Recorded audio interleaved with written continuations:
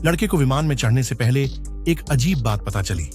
हवाई अड्डे पर सभी उड़ानें अस्थायी रूप से रद्द कर दी गई थीं। केवल 180वीं उड़ान जो उसने ली थी वह सामान्य रूप से उड़ान भर रही थी। और भी विमान ने 9.25 पर उड़ान भरी और उसका जन्मदिन 25 सितंबर को ही था। इससे लड़के की नसें एक पल के लिए तनावपूर्ण हो गईं। लेकिन जब उसे बेचैनी महसूस हुई तो हवाई अड्डे के रेडियो ने अचानक एक जाना पहचाना संगीत बजाया। उसे याद आया कि इस गाने का मूल गीत हवा में ही गायब हो गया था।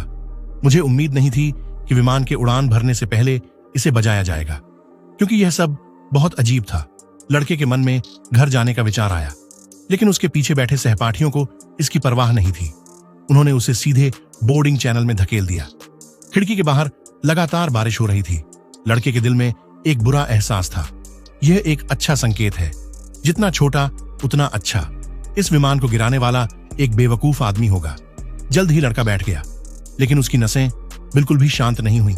उसे डर था कि बाद में कुछ भयानक हो जाएगा। इस समय 2 सहपाठी उसके साथ सीट बदलना चाहते थे।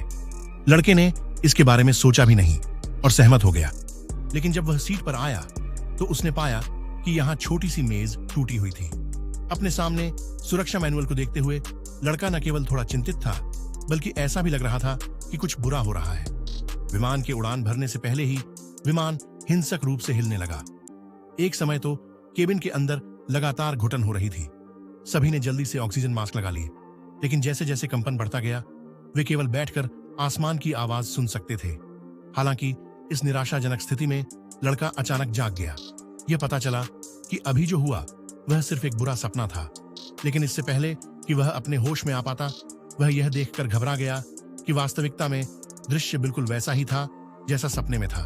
तब तक उसे एहसास हो गया कि अभी जो हुआ वह भ्रम जितना सरल नहीं हो सकता। मुझे इस कमबख्त विमान को विस्फोट करवाना है। लड़के ने जो कुछ भी देखा था वह सब चिल्लाकर कह दिया। वह बस ज्यादा से ज्यादा लोगों को बचाना चाहता था, लेकिन यह काम नहीं आया।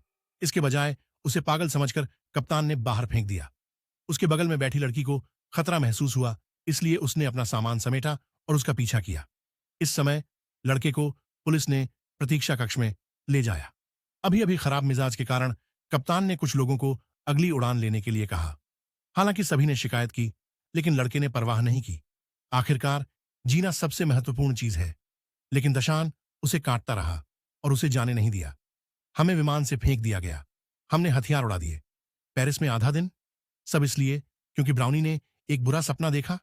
तुम लड़खड़ा गए, तुम्हें अस्पताल ले जाया गया। वे दोनों एक पल के लिए एक दूसरे से लड़े। सौभाग्य से हवाई अड्डे के गार्डों ने समय रहते उन्हें रोक लिया। इससे संघर्ष फिर से बढ़ने से टल गया। हालांकि जब वे दोनों बेतरतीब ढंग से बहस कर रहे थे तब एक दुर्घटना घटी। जिस विमान ने अभी अभी उड़ान भरी थी वह हवा में ही फट गया। हर कोई एक पल के लिए अपनी जगह पर था और कुछ लोग जो मूल रूप से शिकायत कर रहे थे वे भी डर गए थे। अगर अभी एरिक का व्यवहार ऐसा नहीं होता तो वे हमेशा के लिए विमान में ही रह जाते। जल्द ही घटना के जांचकर्ता हवाई अड्डे पर पहुंचे। चूंकि एरिक ने भविष्यवाणी की थी कि विमान में विस्फोट होगा, इसलिए वह पुलिस का पहला संदिग्ध बन गया। लेकिन इससे पहले कि कोई ठोस सबूत मिले, पुलिस उसके साथ बहुत सख्त नहीं हो सकती थी। और इस घटना में एक लड़की भी थी जिसने विमान से उतरने की पहल की। तो क्लेयर, तुम विमान से क्यों उतरी? क्योंकि मुझे एक विचार आया। जल्द ही कुछ लोगों को उनके माता पिता ने उठा लिया। हालांकि वे हवाई हमले की शरण से बच गए, लेकिन भाग्य ने कुछ लोगों को जाने नहीं दिया। उस रात मृत्यु का देवता फिर से दरवाजे पर आया। इस समय टॉड सफाई कर रहा था। उसने यह भी नहीं देखा कि शौचालय लीक हो रहा था। उसने उसके सूखे कपड़े इकट्ठा करने का इंतजार नहीं किया, लेकिन वह अचानक फिसल गया और कपड़े की रस्सी से चिपक गया। उसी समय बाथ टब पलट गया, जिससे टॉड बाथ टब में फंस गया। हालांकि जब उसका